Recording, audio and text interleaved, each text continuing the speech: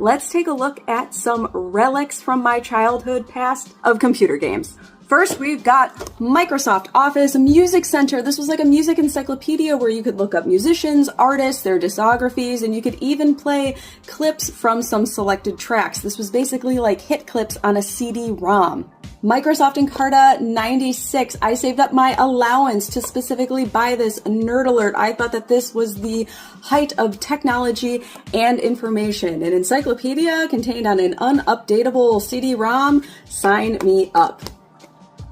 American McGee's Alice. I loved this game so much. This game is amazing. I got this at the same time as Clive Barker's Undying, except I don't know what happened to that box, but I'm really glad that I still have this one. I loved the graphics, the playability, the sound, just the whole design of the game was gorgeous. And now I know that they later released it for Xbox, I think. If I'm wrong about that, I'm sure you will let me know.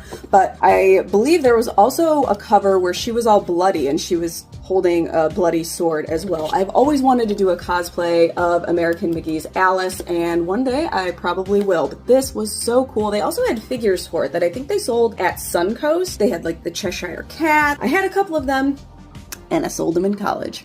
The Sims was the best. This is an expansion pack for the original game, which I don't know where that box is, but I still have this one, and you can see I got it for Christmas because there is a Santa sticker covering the price tag, but oh, I loved these so much. I love the original version of The Sims. I never got into the later ones because they became like real 3D and kind of goofy looking and bubbly. In this Hot Date expansion pack, you could make people do it in bed, which was kind of controversial. Next, we've got one of my favorites. This is Coaster. Okay, so this actually came on a 3.5-inch floppy disk. This was a MS-DOS game, and you could customize a roller coaster track, completely build it from scratch, add however high you wanted the hills to go, anything, and you could ride it then in a first-person POV, which was supremely cool. You could send other test riders on it to see how they would rate it, if they would come back alive. It was so much fun, and I absolutely loved this game, which would later become the gateway to